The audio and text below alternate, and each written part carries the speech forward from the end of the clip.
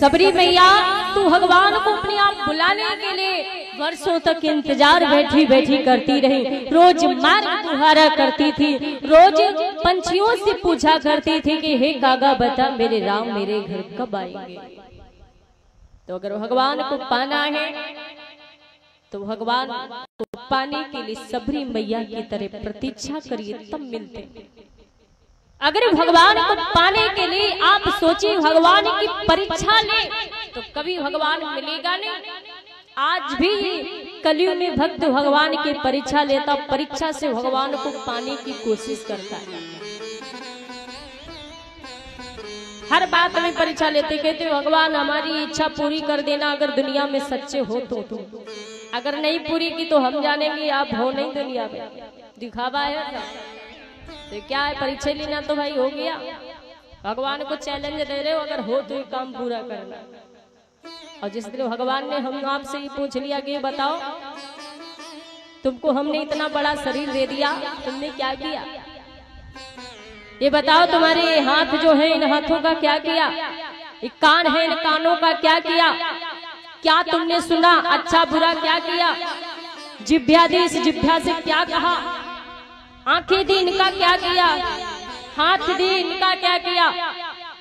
पैर दी, इसका क्या किया? बताइए, हमारे पास कोई जवाब है भगवान को देने के लिए? जिसके पास जवाब हो तो कहे कि हमारे पास है, एक एक बात का हिसाब हमने क्या किया। किसी के पास कुछ जवाब नहीं है। हम आप बड़े आसानी से भगवान की परीक्षा लेते हैं, बड़े आसानी से भगवान को चैलेंज कर देते हैं कि ये हमारा काम जरूर पूरा करना अगर आप सच्चे हो, और नहीं किया तो मैं जानूंगा कि दुनिया में आप हो नहीं। लेकिन भगवान जब परीक्षा लेता है तो भक्त रोने लगते हैं। रोते हो कि नहीं रोते? कोई मुसीबत आई, ऐसे दान के नाम पर कहो 10 रुपया ना निकले, लेकिन जब मुसीबत आई तो डॉक्टरों को लाखों दे के आओगे। जहां पर 100 से काम चलेगा, 200 से काम चलेगा, वहां आप नहीं खर्च करते हो, लेकिन डॉक्टर के यहाँ लाखों दे करके या चले आते हो। ये क्या है? ये हमारे आपके कर्म है। क्योंकि अच्छी जगहों पर हम दान करना नहीं चाहते हैं, धर्म के स्थान पर हम दान करना नहीं जानते हैं, लेकिन अधर्म की जगह पर तो हम खूब दान करते हैं। तो वो हमारा दान नहीं है, वो हमारी दान में कोई गिनती नहीं है। वो तो केवल होता है कि पैसे खर्च करना। तो इसलिए भगवान को अगर पाना है तो उस पर भरोसा रखो, विश्वास रखो, क्योंकि विश्वास से दुनिया जीती है, विश्वास से दुनिया को जीता जा सकता है, लेकिन ना विश्वास से आप किसी को जीता नहीं सकते हो, किसी को पा नहीं सकते हो, क्योंकि भरोसे पे दुनिया टिकी है। कोई भी पिता अपनी बेटी का जब विवाह कर देता है तो भरोसे पर ही तो करता है। कौन किसको जानता है? अपनी बेटी का हाथ थमा आते हैं दूसरे के घर में, दूसरे के हाथ में जीवन भर साथ निभाने को कहते हैं। वो पता नहीं वो कौन कैसा है। तो बताइए, तो भरोसे पर ही तो करते हैं। अगर भरोसा ना हो तो भाई कोई नहीं, अपनी बेटी है तो अपने घर में रखेगी, किसी के यहाँ कोई विवाह नहीं करने जाएगा। केवल भरोसे पर दुनिया चल रही है। अगर भरोसा ना हो तो ये दुनिया एक दिन विनाश हो जाएगी, दुनिया नहीं चलेगी, संसार नहीं चलेगा। मैया पार्वती जी को विश्वास नहीं था कि ये भगवान है, लेकिन ऐसा नहीं था। विश्वास तो है भगवान है, लेकिन वो पाना चाह रही है। तो समय जिसका पूरा हो जाए ना दुनिया से जाने के लिए, तो समझ लो अच्छी बात भी बुरी लगती है। कोई अच्छी बात बताएगा तब भी कहेंगे हमको गलत ही बता रहा है, अच्छी बात थोड़ी ना बता रहा है। लेकिन जब समय अच्छा होता है तो गलत बात भी आपको अच्छी लगेगी। मैया पार्वती से भोले बाबा ने कहा कि जो तुम्हारे मन अत संदेहु तो किने जाई परीक्षा लेहु। अगर तुम्हारे मन में संदेह है, शंका है, तो जाकर के तुम परीक्षा ले सकते। और ये दादाजी की तरफ से 51 मुद्राएं पर हो रही है। माता रानी सदैव उनका कल्याण करते हैं, सदैव उनकी मनोकामनाओं को पूर्ण करते हैं। मैया पार्वती जी सती जी जब जाने के लिए परीक्षा लेने को तैयार हो जाती तो भोले बाबा ने एक बात और कही, सती जा तो रही हो लेकिन थोड़ा सोच समझ के जाना, क्योंकि भोले बाबा के तो सब पता था कि अभी आगे होने वाला क्या है। सती मैया चली तो सोच रही खड़ी खड़ी कि क्या करें। हमारे पति ने कहा था सोच समझ के जाना, हमको क्या करना चाहिए, कैसे परीक्षा ले भाई, परीक्षा भी लेना है। कुछ ना समझ में आया तो सती ने मैया सीता का ही वेश धारण कर लिया। किस लिए?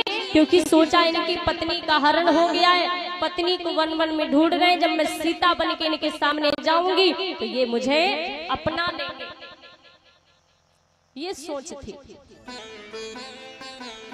सती सीता बन करके जाती है, राम लक्ष्मण जा रहे थे, उनके आगे आगे जाने लगी तो लक्ष्मण ने देखा, पहले कहने वाले थे भैया देखो भाभी मिल गई, फिर लक्ष्मण ने सोचा भाभी भैया के आगे तो कभी चली नहीं है, तो आगे आगे जा रहे, आगे क्यों नहीं चली। जब राम लक्ष्मण मैया सीता तीनों लोग वनवास के लिए वन जा रहे थे तो आगे आगे राम जी चल रहे थे, पीछे से सीता, सीता के पीछे लक्ष्मण। तो जब सीता राम जी के पीछे पीछे चल रही थी तो उनके जो पैर के निशान पग चिन्ह बन रहे थे उनको बचा बचा के जा रही थी। किस लिए? कि कहीं हमारे पति के पग चिन्हों पर हमारे पैर ना पड़ जाए, इसलिए। तो आखिर वो आज आगे कैसे चलने लगी? लक्ष्मण कुछ नहीं बोले, लक्ष्मण समझ के इसमें दाल में कालो कुछ जरूर है। लक्ष्मण कुछ ना बोले, भगवान ने वो रास्ता छोड़ दी, दूसरी ओर जाने लगे तो सती ने सोचा लगता पहचाना नहीं अभी, फिर आगे पहुंच गई तो अंत में आए प्रभु श्री राम और आकर के प्रणाम करते हुए कहते हैं मैया सती से कि आए प्रेम से प्रणाम किया और रचनामृत शील सुसाजे,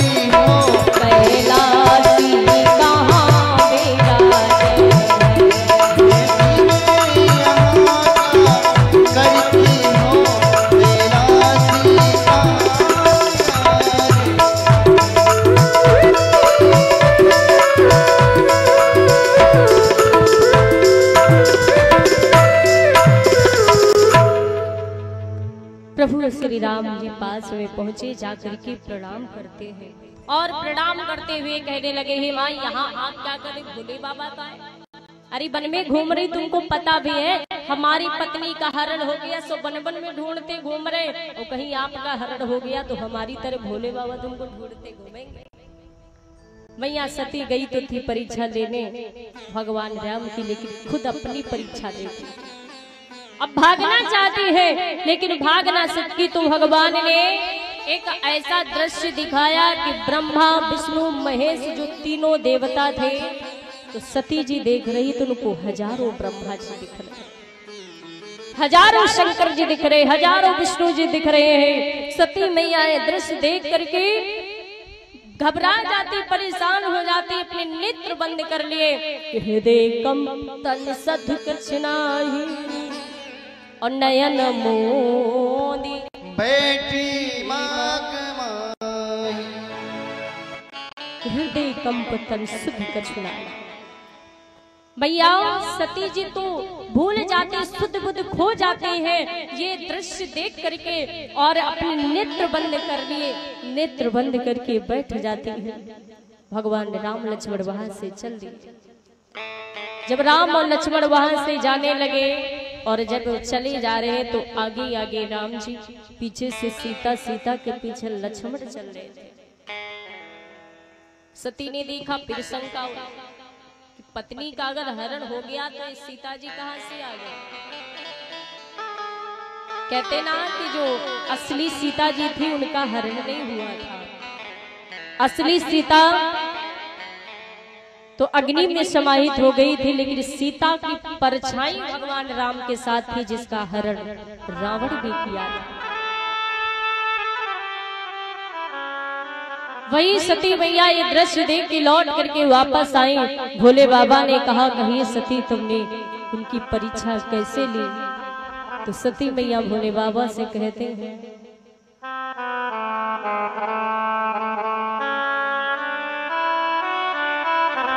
कि कछो न परीक्षा लीन गोसाई, कछो न परीक्षा लीन गोसाई, कछो न परीक्षा लीने गोसाई कछु न परीक्षा, लीने गोसाई कछु न परीक्षा।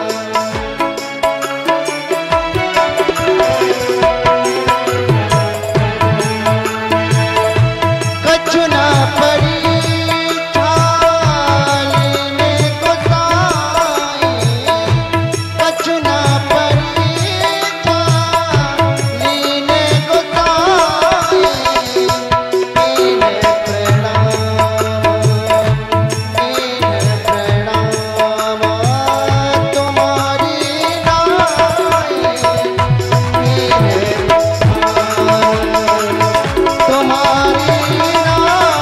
कीने तुम्हारी नाई, कीने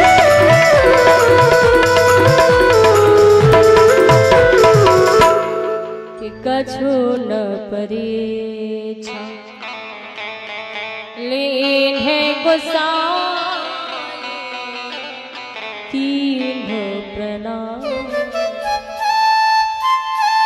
तुम्हारे ही नाई, कीन्ह प्रणाम।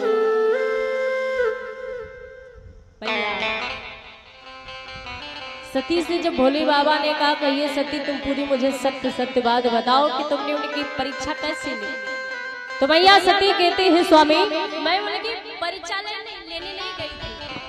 हमने सोचा कि आपने इतनी दूर से उनको प्रणाम किया, तो आपकी तरह पास में जाके केवल प्रणाम करके आ रही हूँ। कि तब शंकर देखो धरि ध्यान, और सती जो कीन्ह चरित सब जाना। भोले बाबा ने ध्यान करके देखा, तो जो मैया सती ने किया था ना, जो दृश्य रचाया था मैया ने, वो भोले बाबा के नजरों के सामने सब आ गया। बड़ा क्रोधित हो उठे भोले बाबा। क्रोध इस बात पर नहीं आया कि सती जी उनसे झूठ बोल गई, क्योंकि जिसकी झूठ बोलने की आदत थी 100 बार हो जाए तो 100 बार क्या वो 200 बार बोले तब भी फर्क नहीं पड़ता, क्योंकि पता है ना कि तो हर बात झूठ बोलते। लेकिन फर्क इस बात से चला, इतना बड़ा झूठ बोला जो सती ने मैया सीता का वेश धारण कर लिया, क्योंकि भोले बाबा जो थे ये मैया सीता को अपनी माँ मानते थे, और माँ का रूप पत्नी ने धारण किया है, तभी क्रोध भोले बाबा को आया। ये देख करके भोले बाबा सती मैया का हमेशा हमेशा के लिए त्याग करने के लिए जा रहे, तो भगवान ने कहा कि अगर इनका हमेशा का त्याग करोगे तो जीवन में सती तुम्हें कभी नहीं मिलेगी।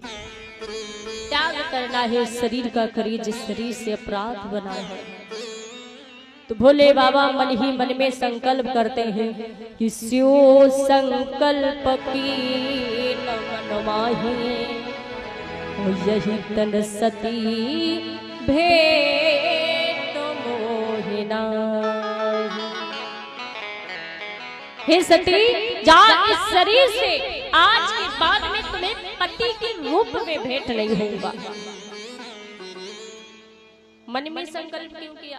आज का कोई भी पति होकर पत्नी से गलती बन जाए तो उसके सामने उसके मुंह पे चिल्लाते हैं, उसके मुंह पे गाने आते हैं। त्याग करना होगा तो उसके सामने ही त्याग करेंगे, पीठ पीछे नहीं करेंगे, मन में नहीं करेंगे। ये गुस्सा आया तो अपने मन में ही रख ले, मन में ही गुस्सा कर लेना, जो आया उसको सामने करेंगे। और भोले बाबा ने मन में क्यों संकल्प किया?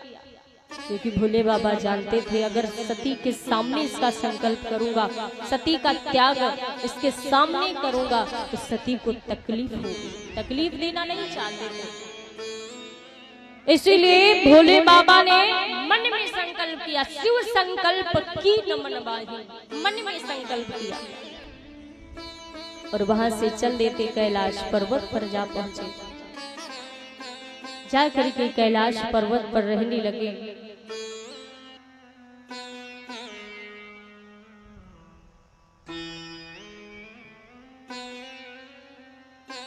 जब कैलाश पर्वत पर भोले बाबा रह रहे थे, एक दिन की बात है कि भोले बाबा ने समाधि लगा करके समाधि भोले बाबा बैठ जाते हैं। मैया सती जी वहीं बैठे थे, भोले बाबा जी समाधि नहीं तोड़ रहे थे। और भोले बाबा की समाधि जब खुली तो खुली कब, कितना समय हुआ कि बीते संवत सहस 87 और तजी समाधि 87,000 वर्ष व्यतीत थे। समाधि जैसे खोली, मैया सती पास में गई तो भोले बाबा ने मैया सती को कहाँ बिठाया? अपने सामने। और अपने सामने बिठा करके भोले बाबा मैया सती को, सती भी समझ जाते हैं कि मेरे पति रोज हमको अपने बाएं ओर बिठाते थे, क्योंकि पत्नी का स्थान कहाँ पर होता? पति के बाएं ओर। सामने स्थान किसका होता है? माँ का। और दाहिनी ओर किसका होता है? बहन का। पीठ के पीछे बेटी और बहू का। जब भोले बाबा ने मैया सती को बिठाया तो अपने सामने बिठाया। क्यों? क्योंकि पत्नी नहीं मां मान रहे थे। बिठाया है भोले बाबा मैया सती को, तो सती बड़ा उदास थी। सती ने देखा क्या है, तब तक आकाश मार्ग से देवों के कुछ विमान जा रहे थे जिनमें बड़ी चहल पहल है। सती ने देखा, कहा स्वामी मैं क्या देख रही हूँ, कौन चीज है, कहाँ जा रही है? कहा ये देवों के विमान है जो तुम्हारे पिता दक्ष के यहाँ ये कनखल में जा रहे हैं, जो तुम्हारे पिता ने यज्ञ रचाया है।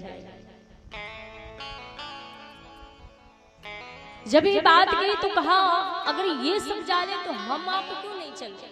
कहा हम आप इसलिए नहीं चले क्योंकि तुम्हारे पिताजी मुझसे बैर मानते हैं, इसलिए मुझे निमंत्रण नहीं दिया है, तभी मैं नहीं जा रहा। तो मैया ने कहा ये देखिए आप कैसी बात कर रहे हो, पिता के घर से निमंत्रण की जरूरत नहीं होती। अगर पिता के यहाँ से निमंत्रण ना आए, कोई कार्य हो जाए तो बिना निमंत्रण जाना चाहिए। महाराज 4 स्थान बताएंगे जहाँ से अगर आपको निमंत्रण ना आए तो वहाँ जाना चाहिए। कौन कौन? एक तो पिता के घर, दूसरा अपने मित्र के घर, तीसरी जगह है अपने गुरु के घर, और चौथी जगह है प्रभु के घर। 4 ये स्थान ऐसे हैं यहाँ से अगर निमंत्रण ना आए तो जाना चाहिए। लेकिन अगर इन 4 स्थानों पर भी आपको किसी भी बात की शंका है कि यहाँ जाऊंगा मेरा कोई सम्मान नहीं करेगा, मेरा अपमान हो जाएगा, तो इन 4 स्थानों पर भी नहीं जाना चाहिए। क्योंकि जहाँ पर अपमान अगर लग रहा है कि आपका अपमान होगा तो वहां पर नहीं जाना चाहिए। नहीं मानती है सती जी, जिद ठाने हैं, और जब जिद ठानती भोले बाबा बहुत मना करते, सती मेरी कुछ तो बात मान लिया करो, पहले नहीं मानी सो परीक्षा दे के चली आई, अरे अब मान जाओ तभी अच्छा रहेगा। पर सती मानने को तैयार नहीं थी। जिद ठानती तो भोले बाबा कहते हैं सती से कि मेरी प्यारी सती ओ पीहर जावो मती मान जाना, और वहां जाकर लगे ना ठिकाना। मेरी प्यारी सती पीहर जावो मती मान जाना, वहां जाकर लगे ना ठिकाना। ओ मेरी प्यारी सती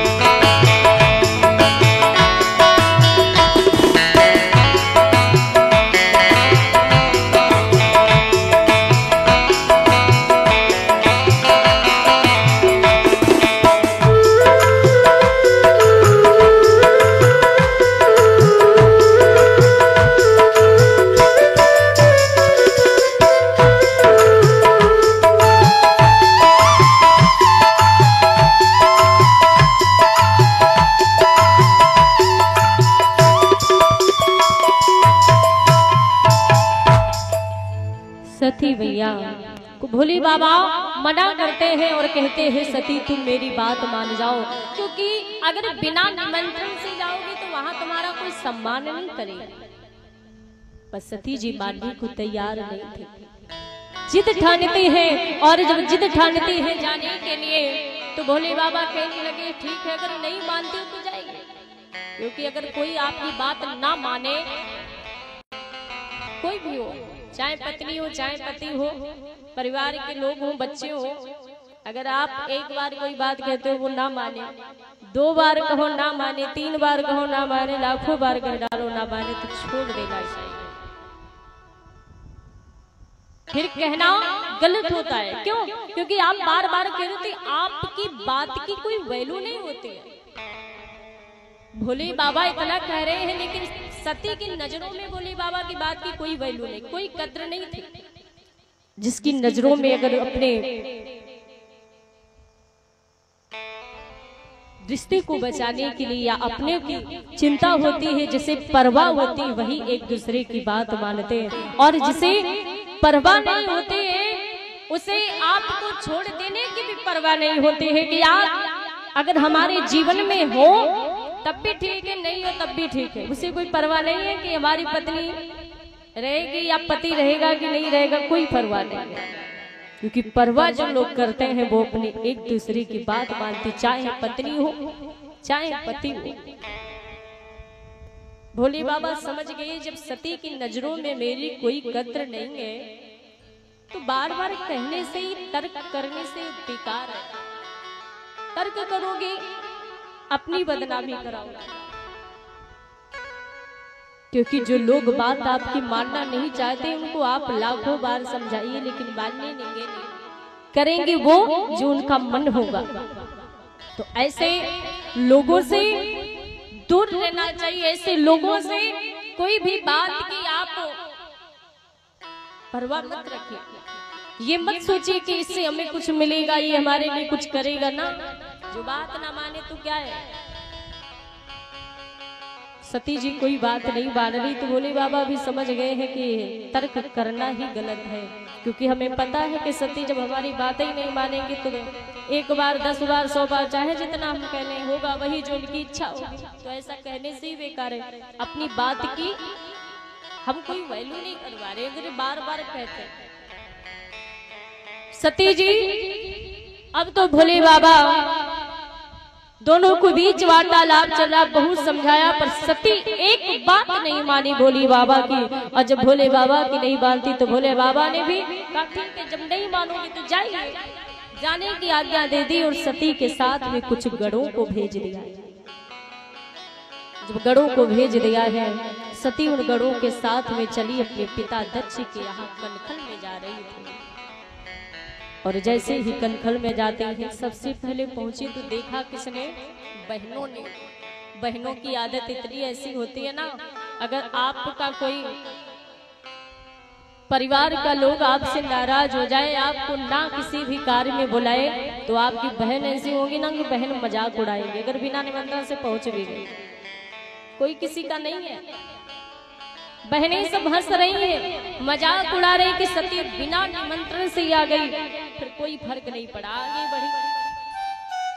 आगे बढ़ी है सती जी। तो वहां पर देखा पिता ने जब देखा तो बेटी को देखते देखते मुंह मोड़ लिया, बेटी को पीठ दिखा दी और पीठ दिखा करके चले जाते।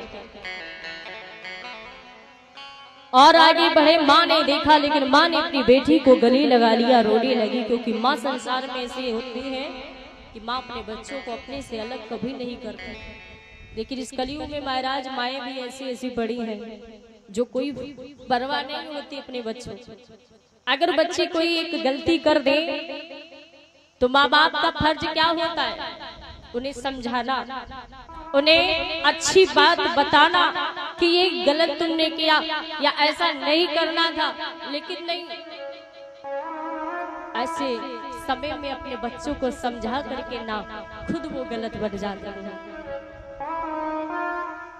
लेकिन वो माँ ऐसी थी जो इतना सब कुछ होने के बावजूद भी अपनी बेटी को गले लगा लिया है। आगे सती बढ़ी है, सती को परवाह किस चीज की थी? अपने पति की, कि हमारे पति का सम्मान यहाँ हमारे मायके में है कि नहीं है। एक बेटी का जब विवाह हो जाता है, बेटी को ससुराल जाती है, तो उसे सबसे ज्यादा चिंता किसकी होती है? अपने पति की। पति का कहीं अगर सम्मान ना हो तो उसे तकलीफ होगी, पति की कोई इज्जत ना करे तब उसे चिंता होगी, और पति से कोई अगर झगड़ा करे तब पत्नी को उसकी बड़ी परवाह होगी और बड़ी चिंता होगी। क्यों? क्योंकि पत्नी का जीवन तब केवल पति के सहारे हो जाता है। कोई जीवन में तब हो या ना हो, अगर पति का साथ है, पति साथ है पत्नी के, तो जीवन में सब कुछ, सारी खुशियां उसके जीवन में है। तो भैया सती ने सोचा कि देखें मेरे पति का भाग है कि नहीं है, क्योंकि भोले बाबा जब नहीं आए यज्ञ में तो ब्रह्मा विष्णु ये देवता भी नहीं आए थे, पर हर किसी का भाग है। पर मैया सती ने देखा कि वहां भोले बाबा का भाग नहीं था। अपने पति का भाग ना देख करके आज सती जी बहुत चिंतित हुई और कहते हैं मैं यहाँ से जीवित लौट करके नहीं जाऊंगी। मेरे पति का कितना बड़ा अपमान किया गया है। अपने उस शरीर का त्याग करती है।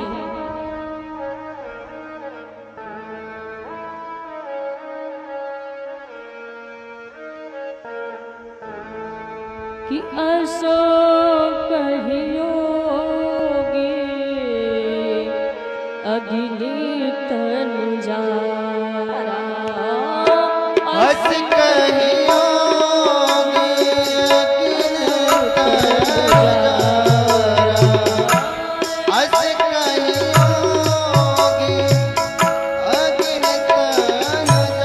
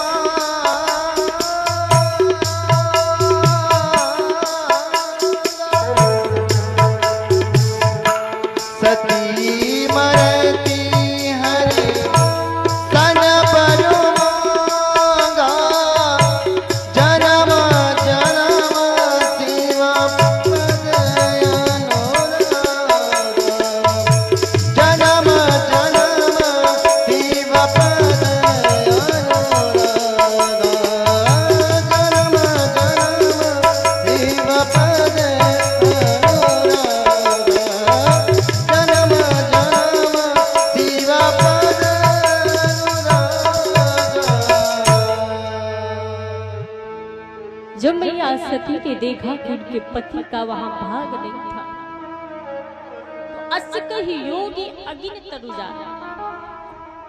अग्नि जो होती है कई प्रकार की होती है।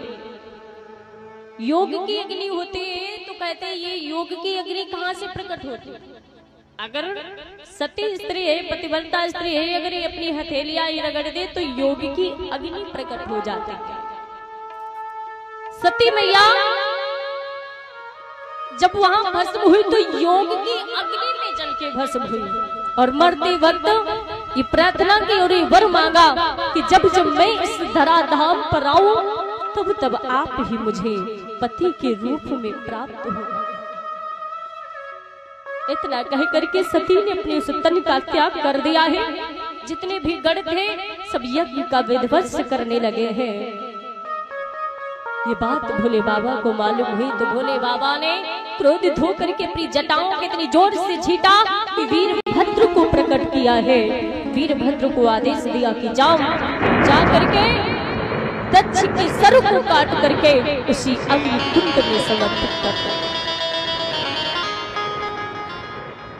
आज वीरभद्र आया, आकर के दक्ष के सर को काट करके उसी अग्नि कुंड में जब समर्पित कर दिया है तो चारों ओर से हाहाकार मच जाता है।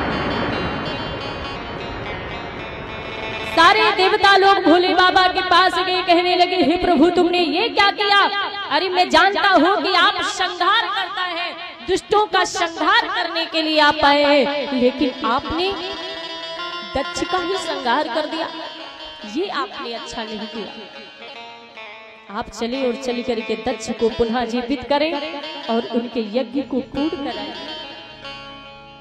जब ये बात कही है तो ये बात सुनते ही भोले बाबा कहने लगे हे देवताओं तुम्हें भी पता है कि इस संसार में जो भी आया है उसे एक ना एक दिन जाना पड़ता है, तो आखिर में उनको कैसे जीवित कर सकता? कहा नहीं प्रभु आपको चलना पड़ेगा।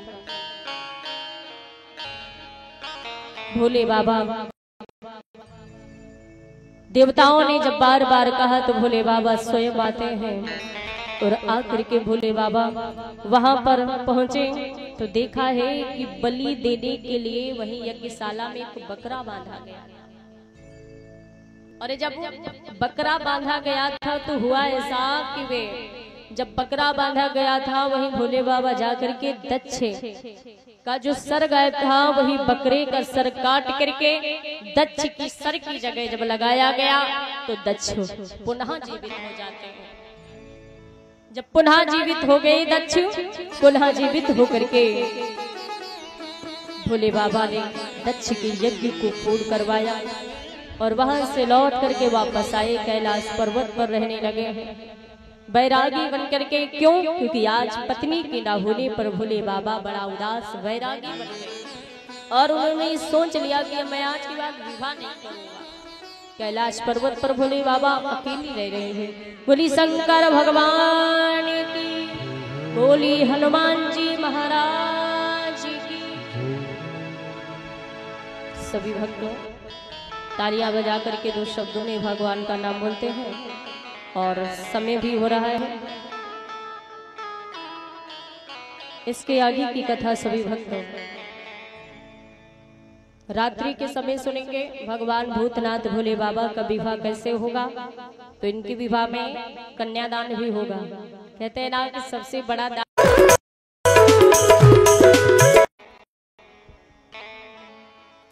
कि लागी तुम संग यारी मेरे बांके बिहारी, बांके बिहारी मोरे बांके बिहारी, बांके बिहारी मोरे बांके बिहारी, लागी तुम संग यारी मेरे बांके बिहारी, लागी तुम संग यारी मेरे बांके बिहारी, लागी तुम संग यारी मेरे बांके बिहारी।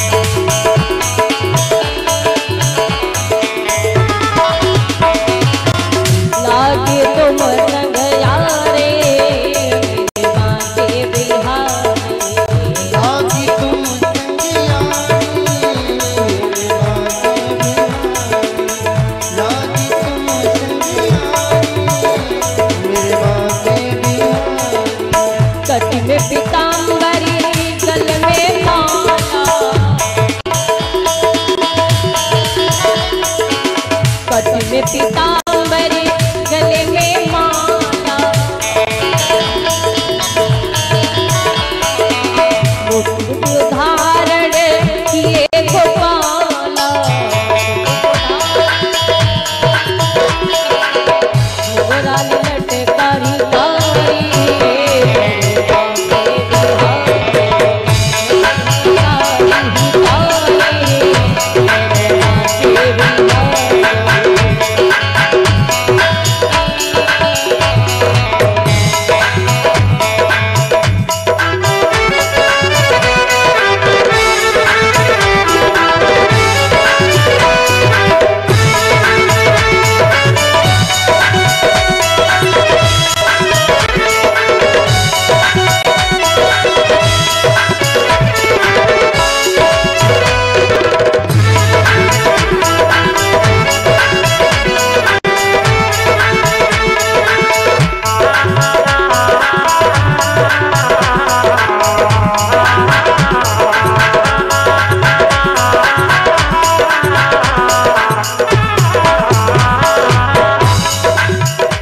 वन में राशि रचावे,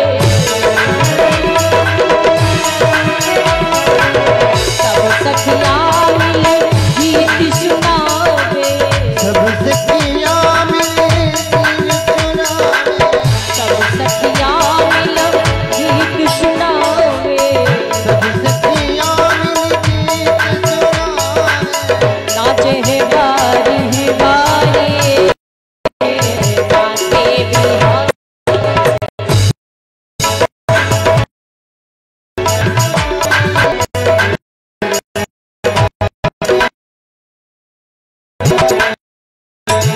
लागे तुम्हारे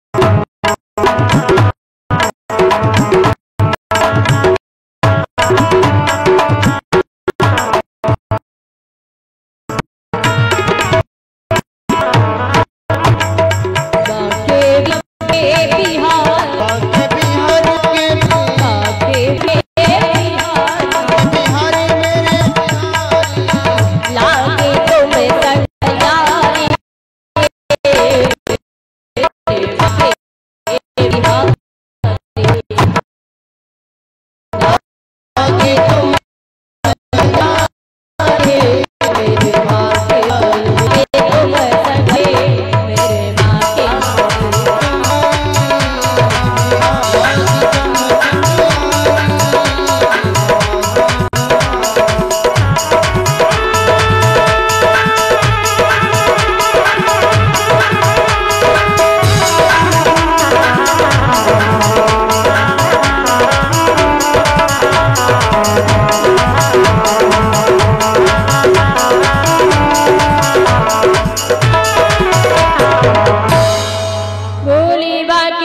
संगियारी, बोली शंकर भगवान की, बोली गोविंद भगवान की। अब सभी भक्त खड़े हो जाएंगे।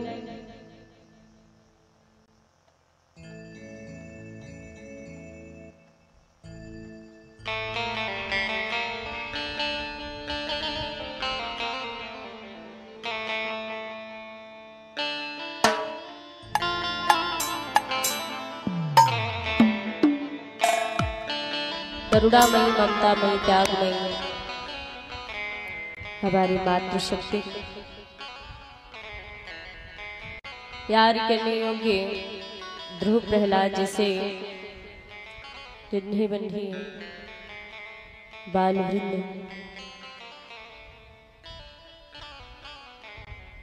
आज इस कथा का तृतीय दिवस है और रात्रि की वेला है।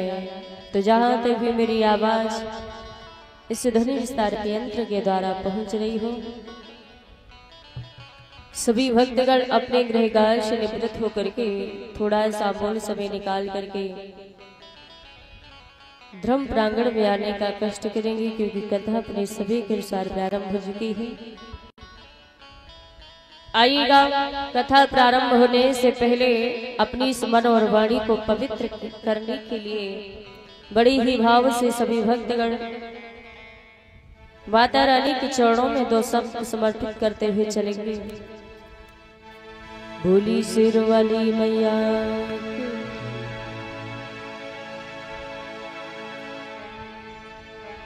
की दया की आश में मैया, वो दया की आश में मैया तेरे दरबार आई हूँ। दया की आश में मैया तेरे दरबार आई हूँ। दया की आस में मैया तेरे दरबार आई हूँ।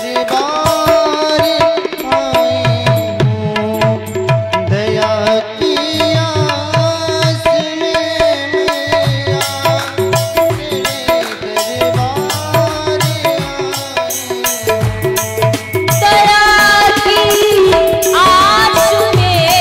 मैया तेरे दरबार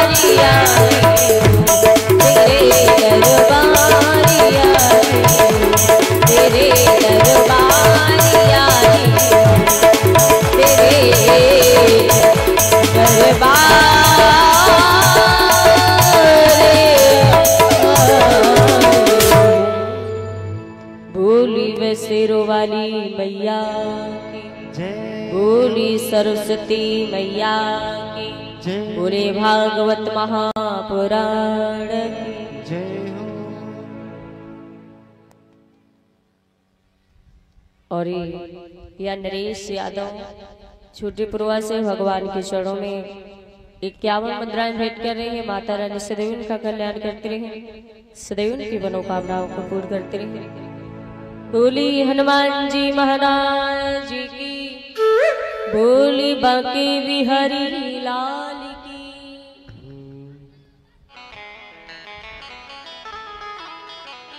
आई बहन।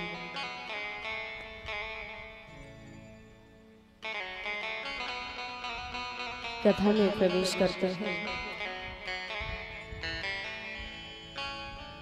मध्याह्न वेला में सभी ने सुना कि किस तरह से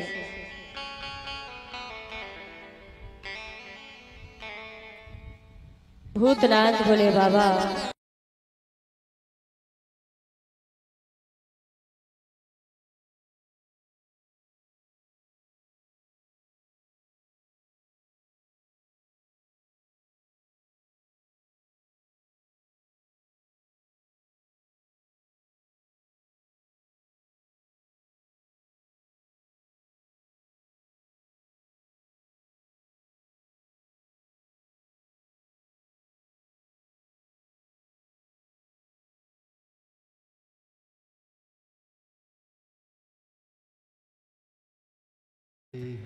बोले हनुमान जी महाराज की।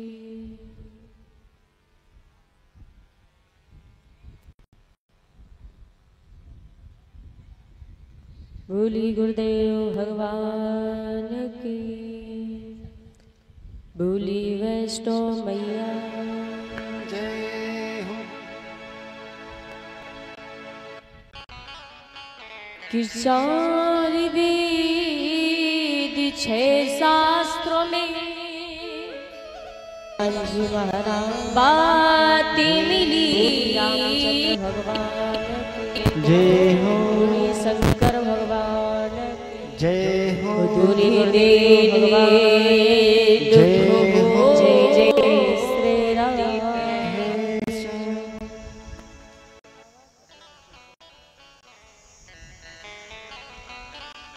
उपस्थित सभी धर्म प्रांगण में श्रद्धालु श्रोता भक्तगण, विद्युत करुणामयी ममतामयी त्यागमयी हमारी माताएं बहनें, प्यार करने योग्य ध्रुव प्रहलाद जैसे छोटे छोटे बाल वृंद,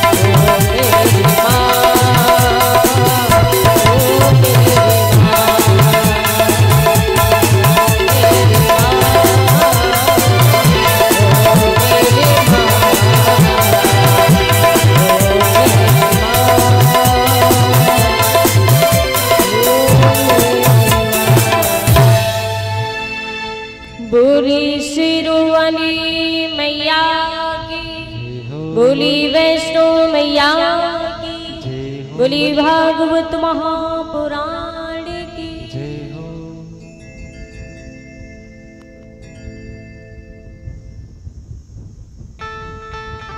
आइएगा।